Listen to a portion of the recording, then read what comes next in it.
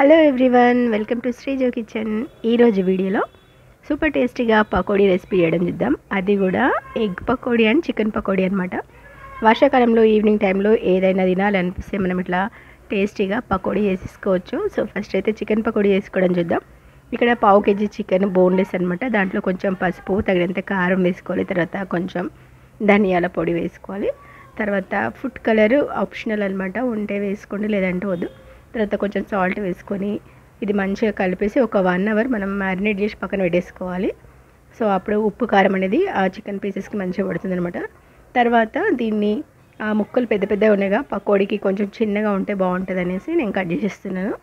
ఇట్లా మ్యారినేట్ చేసిన తర్వాత కట్ చేస్తే ఆ ముక్క అనేది మంచిగా ఫాస్ట్గా తెగిపోతుంది. చూసినా కదా, కట్ అయిపోతుంది అట్లా.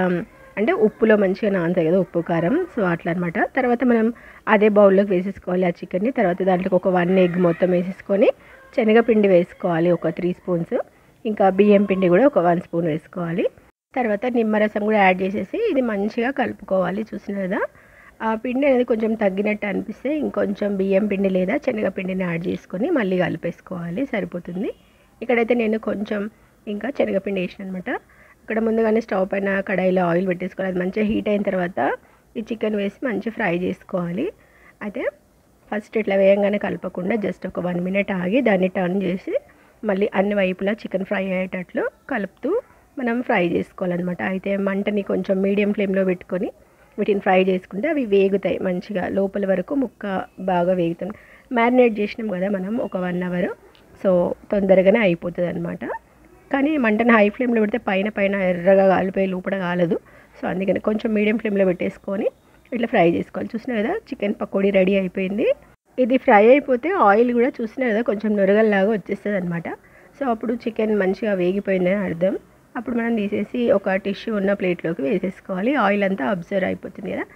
సో ఇక్కడ చూసినా కదా, మిగిలిన చికెన్ కూడా అట్లా ఫ్రై చేసేసుకోవాలి. అయితే ఇక్కడ కరివేపాకు కూడా వేస్తున్నాను నేను. కరివేపాకు వేయడం వల్ల టేస్ట్ చాలా చాలా బాగుంటుంది అనమాట. కరివేపాకు ఫ్లేవరు మంచి టేస్ట్ని ఇస్తుంది ఈ పకోడీకి.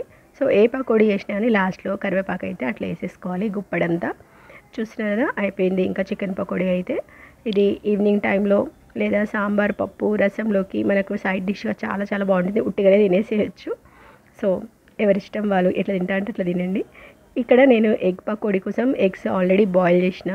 అయితే వాటిని మనం కొంచెం ఇట్లా చేయితో రోల్ చేసినట్టయితే పొట్టు ఈజీగా వస్తుంది. ఇక్కడ నేను కొంచెం గట్టిగా రోల్ చేసిన కాబట్టి అది బ్రేక్ అయిపోయింది. సో నార్మల్గా అట్లా చేస్తూ మనం పొట్టు తీసేయచ్చు, ఈజీగానే వస్తుంది అనమాట. ఇక్కడైతే ఎగ్స్ పకోడీ కోసం నేను అట్లా కట్ చేసేస్తున్నాను.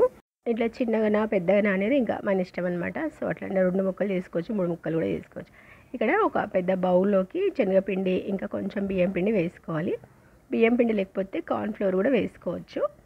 సో చూసినా కదా, కొంచెం కారం, ఉప్పు, ఇంకా కొంచెం ధనియాల పొడి వేసుకోవాలి. ఇంకా కొంచెం జీలకర్ర పొడి, వాము కూడా వేసుకోవాలన్నమాట.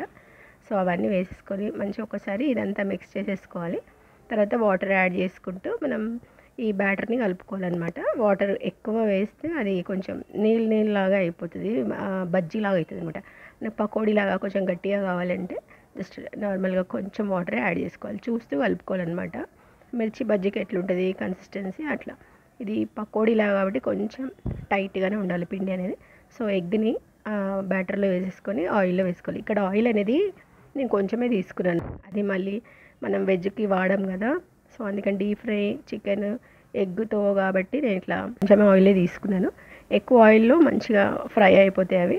సో ఇక్కడైతే కొంచెం ఆయిల్ కాబట్టి అట్లా మళ్ళీ దాన్ని టర్న్ చేసుకుంటూ ఫ్రై చేస్తున్నాను. జల్దీ అయిపోతాయి ఇవి, చూస్తున్నారు కదా, మంచిగా చూస్తుంటేనే తినాలనిపిస్తుంది. వేడి వేడిగా ఇంకా బాగుంటాయి అన్నమాట. సో దీంట్లో కూడా కొంచెం కరివేపాకు ఫ్రై చేసి వేసేసుకోవాలి. ఇట్లా ఎగ్ ఇష్టం ఉండే వాళ్ళకి ఇట్లా చేసి పెట్టండి, ఇంకా మంచిగా తింటారు. ఎగ్ ఇష్టం లేని వాళ్ళకి చేసి పెట్టండి, ఇష్టం ఉన్న వాళ్ళు ఎట్లయినా తింటారు కదా. So egg pakodi recipe and chicken pakodi recipe నచ్చితే తప్పకుండా ట్రై చేయండి. ఇది వేడి వేడిగా ఉంది, నా చెయ్యి అయితే కాలుతుంది అక్కడ. సో ఇది ఉట్టిగానే తినేసేయచ్చు. వీడియో వస్తే like, share and subscribe. Thanks for watching. By by.